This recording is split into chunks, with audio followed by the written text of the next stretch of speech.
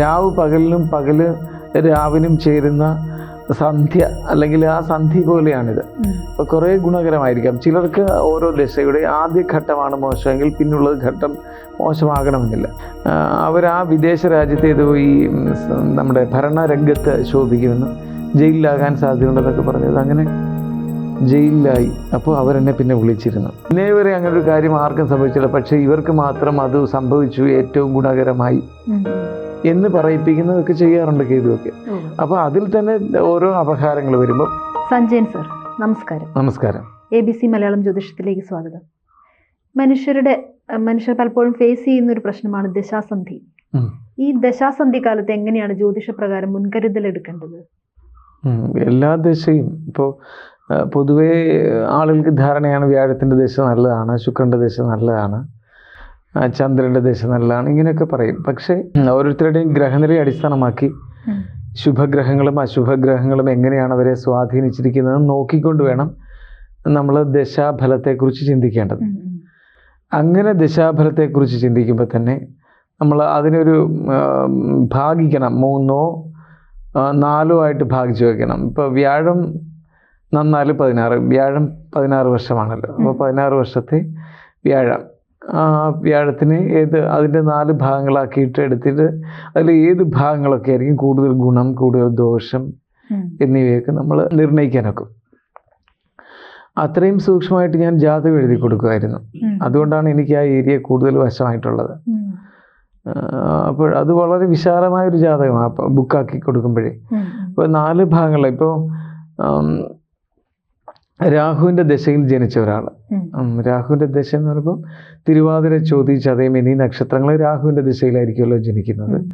അതിനുശേഷം അവർക്ക് രാഹു എത്ര കിട്ടി എന്നുള്ളതിന് ശേഷം അത് നോക്കി അത് കണ്ടുപിടിച്ച് രാഹുവിൻ്റെ ദശയെ നമ്മൾ സമഗ്രമായി നിരീക്ഷിച്ചതിന് ശേഷം പിന്നെ വ്യാഴദശ വന്നു. അപ്പോൾ അവർക്ക് മൊത്തം 16 വർഷം ലഭ്യമാകും. ആ വ്യാഴത്തിനെ നമ്മളിങ്ങനെ കഷണിച്ച് നോക്കുക, അതിനെ ഭാഗിച്ച് നോക്കുക. 4ആയിട്ട് നമ്മൾ ഭാഗിച്ച് നോക്കുമ്പോൾ അതിൻ്റെ ഓരോ ഭാഗങ്ങളിലും ഏതൊക്കെ ദശാപഹാരങ്ങൾ വരുന്നുണ്ടെന്നോ, ഓരോ അപഹാരങ്ങൾ, വ്യാഴത്തിൻ്റെ സ്വാപഹാരം, വ്യാഴം, ശനി, ബുധൻ, കേതു, ശുക്രൻ, ആദിത്യൻ, ചന്ദ്രൻ, ചൊവ്വ, രാഹു എന്നീ ഇത്രയും അപഹാരങ്ങൾ വരുന്നതിന് ഓരോ ഭാഗത്ത് നോക്കുമ്പോൾ ഇതിലെ ഏതൊക്കെ ഭാഗങ്ങളാണ് ഈ വ്യക്തിയെ, ആ പ്രസ്തുത ജാതകനെ കൂടുതൽ ദോഷകരമായി ബാധിക്കുന്ന ഗ്രഹങ്ങളുടെ അപഹാരം വരുന്നത് നോക്കണം. അങ്ങനെ നോക്കുമ്പോൾ നമുക്ക് ഈ 4-ൽ ഏത് ഭാഗങ്ങളിലായിരിക്കും കൂടുതൽ ദോഷമെന്ന് വരാം. വ്യാഴം ഗുണകരമായിട്ടുള്ളവർക്ക് പോലും. അപ്പോൾ ഏതൊരു ഗ്രഹം ഏതൊരു വ്യക്തിക്കും ഗ്രഹനില വശാൽ ഗുണമാണെങ്കിൽ പോലും ആ ഗുണകരമായി നിൽക്കുന്ന ഗ്രഹത്തിൻ്റെ ദശാകാലത്തിൽ അതിനെ പല ഭാഗങ്ങളായി നോക്കുമ്പോൾ അതിൽ ചില അവർക്ക് മാത്രം ദോഷം ചെയ്യുന്ന, ആ ഗ്രഹനില അനുസരിച്ച് ദോഷം ചെയ്യുന്ന ഗ്രഹങ്ങളുടെ അപഹാരത്തിൽ പ്രശ്നമാണ്. അപ്പോഴതുകൊണ്ട് പൊതുവായിട്ട് ഒരു ദശാകാലം ശരിയാണെന്നോ പൊതുവായിട്ടൊരു ദശാകാലം ദോഷമാണെന്നോ പറയാനൊക്കത്തില്ല. ദശാസന്ധി എന്ന് പറയുമ്പോൾ അതായത് ഒരു കുഴപ്പം പിടിച്ചൊരു സമയം, ഒരു കാലഘട്ടം എന്നൊരു തോന്നലുണ്ട്. ദശാസന്ധി അങ്ങനെ നമ്മളൊരു നാട്ടുമ്പുറത്തൊരു ഒരു സംസാരമുണ്ട്. പിന്നെ ദശാസന്ധി എന്ന് പറയുമ്പോൾ ഈ അപഹാരസന്ധികളും വിഷയം തന്നെയാണ്. ദശ ഇപ്പോൾ വ്യാഴം കഴിഞ്ഞ് ശനി തുടങ്ങാൻ പോവുകയാണ്. അപ്പോൾ ഒരു ഭയത്തോടു കൂടി കാണാം. ചിലപ്പോൾ ശനി എങ്ങനെയാണെന്നുള്ളത് നോക്കണം. രാവ് പകലിനും പകല് രാവിനും ചേരുന്ന സന്ധ്യ അല്ലെങ്കിൽ ആ സന്ധി പോലെയാണിത്.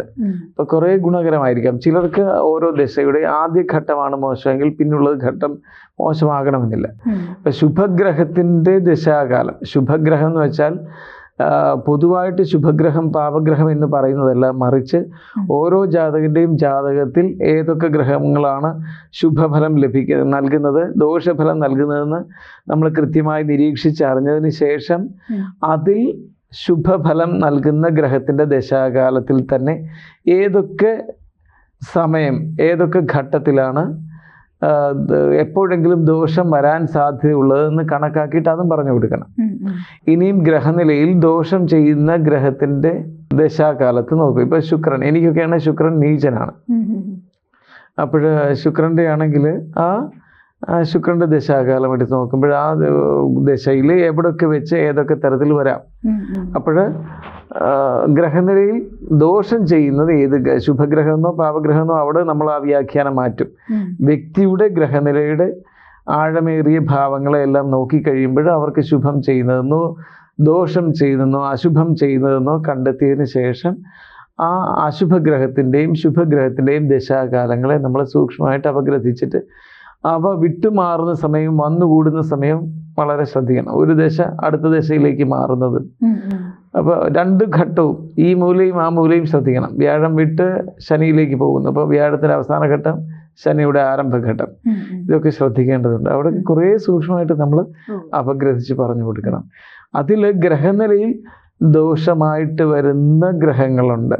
ആ ഗ്രഹങ്ങളുടെ ദശാകാലം പൊതുവെ സൂക്ഷിക്കേണ്ടതാണെങ്കിലും അതിൽ ശുഭഗ്രഹങ്ങളുടെ അപഹാരം വരുമ്പോൾ അതൊന്നും ബാധകമല്ല. കാരണം ഇപ്പോൾ കേതുർദശയിൽ ചിലർ പറഞ്ഞിട്ട് ഞാൻ കേട്ടിട്ടുണ്ട് വിവാഹം നടക്കുകയില്ല എന്ന് പറയും. വിവാഹ സമയമായ ഒരു ആൺകുട്ടി അല്ലെങ്കിൽ ഒരു യുവാവ് അല്ലെങ്കിൽ ഒരു കൗമാരം കഴിഞ്ഞിട്ടൊരു യുവതി എന്ന് വയ്ക്കുക. അപ്പോൾ അവരുടെ നക്ഷത്രം അനുസരിച്ച് കേതു വന്നിരിക്കുകയാണ്. ഇപ്പം ശനി ദശയിൽ ജനിച്ച ഒരാൾക്ക് കേതുവിൻ്റെ ദശയാകുമ്പോഴാണ് മിക്കവാറും ശനി മുക്കാലം കിട്ടിയില്ല എന്ന് വയ്ക്കുക. അപ്പോൾ പൂയമനയുടെ ഉത്രട്ടാതി അവർക്ക് ബുധനും പിന്നെ 17 വർഷത്തെ ബുധനം കിട്ടിയിട്ട് പിന്നെ കേതു വന്നു കഴിഞ്ഞപ്പോഴാണ് വിവാഹയോഗ സമയം എന്ന് വെക്കുക. എന്നുവെച്ചാൽ വിവാഹത്തിൻ്റെതായ സാധാരണ മനുഷ്യർ കണക്കാക്കുന്ന ഒരു വിവാഹപ്രായം ജ്യോതിഷവിധിയല്ല പറഞ്ഞത്. ആ സമയത്ത് കേതുവിൻ്റെ ദശയാണെന്ന് പറഞ്ഞ് വിവാഹം വേണ്ടെന്ന് വെച്ചിട്ട് കളഞ്ഞ ആളുകളുണ്ട് മുമ്പൊക്കെ. കേതുവിൻ്റെ ദശ, അതുകൊണ്ട് കേതുവിൻ്റെ ദശയിൽ വിവാഹം നടത്തുകയേ വേണ്ട. അത് കഴിഞ്ഞിട്ട് അങ്ങനെ നിന്നു പോയിട്ടുണ്ട് കഴിഞ്ഞ കാലയളവിലൊക്കെ കുറേ പെൺപിള്ളേരും ഒക്കെ അങ്ങനെയൊക്കെ വന്നിട്ടുണ്ട്. അപ്പോൾ അങ്ങനെ അല്ലെങ്കിൽ ഇനിയും പിന്നെ നിങ്ങൾക്ക് 40 വയസ്സിലേ നടക്കും, 50 വയസ്സിലേ നടക്കും, 30 വയസ്സിൽ ഇങ്ങനെയൊക്കെ പറഞ്ഞു വിടും. അത് ഭയന്നിട്ട് അവസാനം ഏതെങ്കിലും കൈ കിട്ടിയവൻ്റെ കൂടെ കെട്ടിച്ചു വിട്ട സമ്പ്രദായങ്ങളും സംഭവങ്ങളും ഒക്കെ ഉണ്ടായിട്ടുണ്ട്. പക്ഷെ അതൊരു മണ്ടത്തരമാണ്. കേതുവിൻ്റെ ദശയാണെങ്കിൽ പോലും കേതുവിൻ്റെ ദശയിൽ കേതു എങ്ങനെയാണ് ആ കുട്ടിയെ അല്ലെങ്കിൽ ആ വ്യക്തിയെ ബാധിച്ചിരിക്കുന്നത് നോക്കണം. അപ്പോൾ ഈ ഇതുപോലുള്ള കാര്യങ്ങൾക്കൊക്കെ നമുക്ക് ഇതിനൊരു പരിഹാരം, ഇതിനൊരു മറുമരുന്ന് എന്നൊക്കെ പറയുന്ന പോലെ ഒരു പരിഹാരം ആദ്യമേ ഇതെല്ലാം കണ്ടെത്തണ്ടേ? അതെ, കണ്ടെത്തിയതിന് ശേഷമുള്ള കാര്യമാണ് പരിഹാരം നമ്മൾ പറയണം. അപ്പൊ കേതുവിന്റെ ദശയിൽ ശുക്രാപഹാരത്തിൽ കല്യാണം നടന്ന ധാരാളം പേരുണ്ട്. കേതു അങ്ങ് എല്ലാവർക്കും ഒന്നും ഒരുപോലെ അങ്ങ് ദോഷം ചെയ്യണമെന്നില്ല. ചിലർക്ക് ഒരുപാട് ഈ പെട്ടാഭാഗ്യങ്ങൾ ചെയ്യും കേതു. പെട്ടാഭാഗ്യം എന്ന് വെച്ചാൽ ഓർക്കാപ്പുറത്തുള്ള ഭാഗ്യം, പിന്നെ ഒരിക്കലും ലഭിക്കത്തില്ല, അങ്ങനെ വരാൻ വഴിയില്ല എന്നുള്ളിടത്ത് പോയിട്ട് അവിടെ ഭാഗ്യം. മനസ്സിലായില്ലേ? ഈ ഇന്നേ വരെ അങ്ങനെ ഒരു കാര്യം ആർക്കും സംഭവിച്ചില്ല, പക്ഷെ ഇവർക്ക് മാത്രം അത് സംഭവിച്ചു, ഏറ്റവും ഗുണകരമായി എന്ന് പറയിപ്പിക്കുന്നതൊക്കെ ചെയ്യാറുണ്ട് കേതുവൊക്കെ. അപ്പോൾ അതിൽ തന്നെ ഓരോ അപഹാരങ്ങൾ വരുമ്പം ആ വ്യക്തിയുടെ ഗ്രഹനിലയിലെ ശുഭഗ്രഹങ്ങളുടെയൊക്കെ അപഹാരങ്ങളൊക്കെ വരുമ്പോൾ കല്യാണം പോലുള്ള മംഗളകാര്യങ്ങളൊക്കെ നടക്കാറുണ്ട്. ഈ ദശാകാലം എന്ന് പറയുന്നത് എത്ര കാലമാണ്? ഓരോന്നിനും ഓരോന്നാണല്ലേ. ഇപ്പോൾ അശ്വതിക്ക് ഈ അശ്വതി മകം മൂലം കേതുവിനെ അത് നമ്മൾ കാണാൻ പിടിച്ചിങ്ങനെ വയ്ക്കും. പിന്നെ ആ നക്ഷത്രങ്ങളിൽ ജനിച്ച നക്ഷത്രങ്ങളുടെ സമയം കഴിഞ്ഞു പോയിരിക്കുന്നത്, എത്ര നാഴി വിനാഴിക കഴിഞ്ഞതിന് ശേഷമാണ് ജനിച്ചിരിക്കുന്നത് നോക്കിയതിന് ശേഷമാണ് കേതു 7 കിട്ടിയോ 7 കിട്ടിയില്ലയോ 6 കിട്ടിയുള്ളോ, ഒരു മാസമേ കിട്ടിയുള്ളൂ, ഒരു വർഷമേ കിട്ടിയുള്ളൂ, 2 വർഷം കിട്ടിയോ എന്നൊക്കെ നോക്കും. സാധാരണയായി ജ്യോതിഷം നോക്കുന്നവർ പൊതുവെ ഇതൊന്നും അറിയുന്നില്ല. വന്നവർക്ക് കേതുവിനെ കുറിച്ചോ ഗ്രഹനിലയെക്കുറിച്ചോ ജനിച്ച സമയമൊന്നും അറിയില്ല. അശ്വതിയാണ് അല്ലെ മകമാണ് മൂലമാണെന്ന് പറഞ്ഞാണ് വരുന്നതെങ്കിൽ അശ്വതി മകം മൂലം കേതുവിൻ്റെ നക്ഷത്രങ്ങളാണല്ലോ. അപ്പോൾ കേതുവിനെ 7 വർഷം എന്നുള്ളത് പകുതി വെച്ച് അങ്ങ് കൂട്ടും 3.5 പക്ഷെ അത് ഒത്തിരി അബദ്ധപ്പെടാറുണ്ട്. അവിടെ നമ്മൾ വേറെ കുറേ ഉപാധികൾ ഉപയോഗിച്ച് ഫലം നോക്കണം.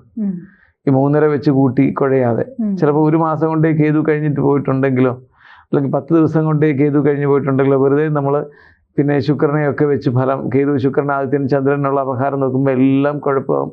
ഫലമൊന്നും സൂക്ഷ്മമാവാതെയും ഇരിക്കാം. അവിടെയൊക്കെ നമ്മൾ വേറെ പലവിധ മാർഗങ്ങളും സ്വീകരിച്ചുകൊണ്ട് വേണം ജ്യോതിഷഫലം നിർണ്ണയിക്കേണ്ടത്. ദശാസന്ധി എന്ന് പറയുന്നത് ഈ പറയുന്ന പോലെ ഭയപ്പെടേണ്ടതല്ല, നമ്മൾ സൂക്ഷ്മമായിട്ട് അപഗ്രഥിക്കേണ്ടതാണ്. അത്രയും മനസാന്നിധ്യമുള്ളവരും സൂക്ഷ്മമായി ചിന്തിച്ചുകൊണ്ട് ഒരു മുനിയെപ്പോലെ വന്നിരിക്കുന്നവരോടുമൊക്കെ നമുക്ക് ആ വിഷയങ്ങളുടെ വശങ്ങളെല്ലാം ഒന്ന് പറഞ്ഞു കൊടുക്കാനൊക്കെ. പക്ഷെ ജാതകം എഴുതിയിരുന്ന കാലത്ത് ഞാനതെല്ലാം സൂക്ഷ്മമായിട്ട് ചെയ്തു വിട്ടിട്ടുണ്ട്. 99% ജാതകവും ഞാൻ എഴുതിയെല്ലാം അങ്ങനെ വിശദീകരിച്ചു. ഓരോ ദിശയുടെയും ഓരോ അപഹാരം എടുത്തിട്ട് ആ അപഹാരത്തിൽ സംഭവിക്കാൻ പോകുന്ന കാര്യങ്ങളൊക്കെ അതുപോലെ കുറിച്ച് കൊടുത്തു വിടുന്നുണ്ട്.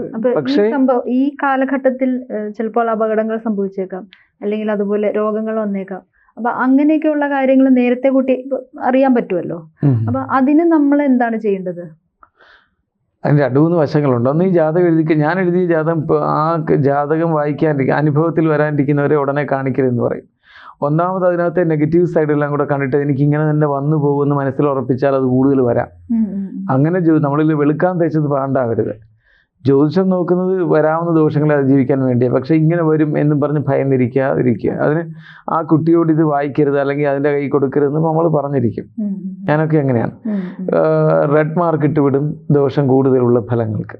അതിനെ അതിജീവിക്കാനുള്ള വസ്തുതകളെല്ലാം ടിപ്സും പറഞ്ഞു കൊടുക്കും. ഈ ചിലപ്പോൾ നമ്മൾ ധാന്യങ്ങളുടെ മാറ്റം, കഴിക്കുന്ന നിറങ്ങളുടെ മാറ്റം, താമസിക്കുന്ന രീതി, ജീവിതശൈലി മാറ്റം, ഇതൊക്കെയാണ് വലിയ വഴിപാടുകളെക്കാളും കൂടുതലായിട്ട് പറയുന്നത്. പിന്നെ ജപം, അക്കാലയളവിൽ മാത്രം ഉചിതമായ ജപം, ഇങ്ങനെയൊക്കെ ലൈഫ് സ്റ്റൈൽ മൊത്തം ചേഞ്ച് ചെയ്യാനായിരിക്കും ഞാൻ പറയുന്നത് ആ സമയത്തേക്ക്.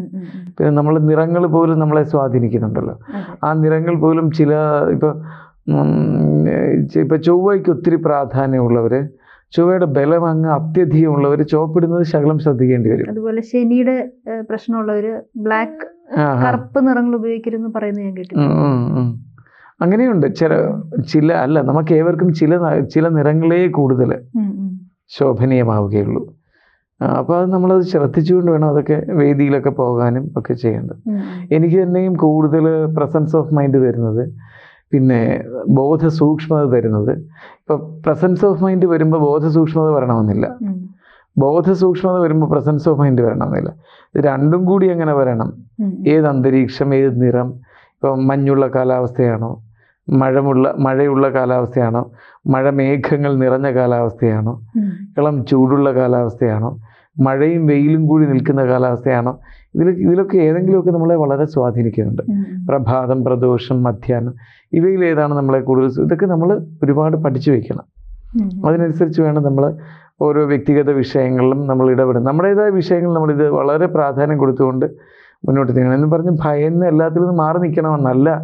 ഇതെല്ലാം എങ്ങനെയാണ് പരസ്പര പൂരകമാക്കി കൊണ്ടുപോകേണ്ടതെന്ന് നമ്മൾ ശ്രദ്ധിച്ചാൽ നമ്മളുടെ എല്ലാ പ്രവൃത്തികളിലും ഒരു പെർഫെക്ഷൻ, പൂർണ്ണത ഉണ്ടായിരിക്കും. അതിൻ്റെ ദശാസന്ധിയിൽ നമ്മൾ മുമ്പേ പറഞ്ഞ ഇത്രയും കാര്യങ്ങളൊക്കെ ശ്രദ്ധിക്കണം. അപ്പം സൂക്ഷ്മമായിട്ട് അങ്ങനെയൊക്കെ ജാതകം എഴുതുന്നവരുണ്ടെങ്കിൽ അതങ്ങനെയൊക്കെ ജാതകം എഴുതി വാങ്ങിച്ചു വെച്ചാൽ വളരെ ഗുണകരമായിരിക്കും. വളരെ ഗുണകരമായിരിക്കും. പിന്നെ ഞാനാണെങ്കിൽ ഒരു മലയാളി ഒരു ബംഗാളിയെ കല്യാണം കഴിച്ചു. അതിലുണ്ടായിരുന്ന ഒരു കുട്ടി ഒരു സാൻ ഫ്രാൻസിസ്കോയിലോ മറ്റോ ഉള്ള ഒരു സായിപ്പിനെ കല്യാണം കഴിച്ചു. അതിലുണ്ടായ കുട്ടിയുടെ എത്ര തലമുറയായി, അച്ഛൻ്റെ സുഹൃത്തിൻ്റെ അടുത്ത തലമുറകളുടെ അവരെന്നെ കൊണ്ട് ജാതകം എഴുതിച്ചത്. അപ്പോൾ അവർ ആ വിദേശ രാജ്യത്തെ ഇത് ഈ നമ്മുടെ ഭരണരംഗത്ത് ശോഭിക്കുമെന്നും ജയിലിലാകാൻ സാധ്യതയുണ്ടെന്നൊക്കെ പറഞ്ഞത്. അങ്ങനെ ജയിലിലായി. അപ്പോൾ അവരെന്നെ പിന്നെ വിളിച്ചിരുന്നു, ഇങ്ങനെ എഴുതിയിരുന്ന കുട്ടിക്ക് മലയാളമൊന്നും അറിയില്ലല്ലോ. അപ്പോൾ പിന്നെ മലയാളമല്ല, ഇന്ത്യൻ ഭാഷകൾ പോലും അറിയില്ല കുട്ടിക്ക്. അപ്പം അവർ ഈ അപ്പൂപ്പൻ എന്നോട് വിളിച്ചു പറഞ്ഞത് സംഭവിച്ചു എന്നും പറഞ്ഞിട്ട്. ഞാനത് എഴുതിയത് 2000-ലാണ്. അപ്പോൾ അത് എഴുതിയത് പിന്നെ അവസാനം എന്നെ വിളിച്ചു പറഞ്ഞത് പിന്നീട് വർഷങ്ങൾ. അദ്ദേഹം പിന്നെ അതിനെ ഇത്രയും സൂക്ഷ്മമായിട്ട് പറഞ്ഞിരുന്നു. ആ കുട്ടിക്കും അറിയില്ല, അതിനോട് പറഞ്ഞിട്ടുമില്ല. ശ്രദ്ധിക്കണം ഇങ്ങനെ എന്ന് പറഞ്ഞിരുന്നുള്ളൂ.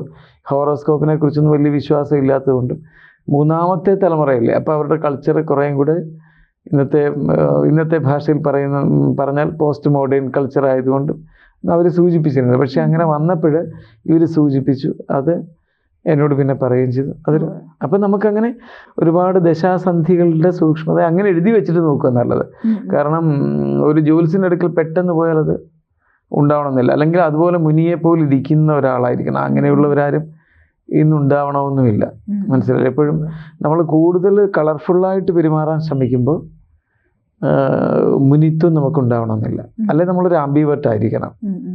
ഒരേ സമയം എക്സ്ട്രോവേർട്ടും അന്തർമുഖനും ബഹിർമുഖനും ആയിരിക്കാൻ സാധിക്കുന്നവർക്കായിരിക്കണം. അങ്ങനെയുള്ളവർക്ക് നമുക്ക് കളർഫുള്ളായിട്ട് പറയാം, സൂക്ഷ്മതയിൽ നിന്ന് അതിൻ്റെ ആഴങ്ങളിലേക്ക് പോകാനും കഴിയും.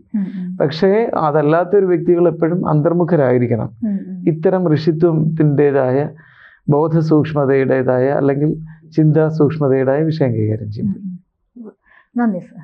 ജ്യോതിഷമോ വാസ്തുവോ പൂജയോ നിങ്ങൾക്ക് ആവശ്യമുണ്ടോ? താഴെ കാണുന്ന നമ്പറിൽ വാട്സപ്പ് ചെയ്യൂ.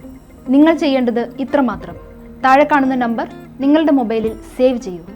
അതിനുശേഷം ഞങ്ങളുടെ നമ്പറിലേക്ക് വാട്സപ്പിലേക്ക് ഹായ് അയക്കൂ. ജ്യോതിഷ സംബന്ധമായ എല്ലാ ആവശ്യങ്ങൾക്കും ABC മലയാളം നിങ്ങളോടൊപ്പമുണ്ട്. സമ്പൂർണ്ണ ജാതകം, സാധാരണ ജാതകമല്ല, സമ്പൂർണ്ണ ജാതകം. 75 പേജുകളടങ്ങിയ സമ്പൂർണ്ണ ജാതകം 250 രൂപയ്ക്ക് നിങ്ങളുടെ കൈകളിലേക്ക്.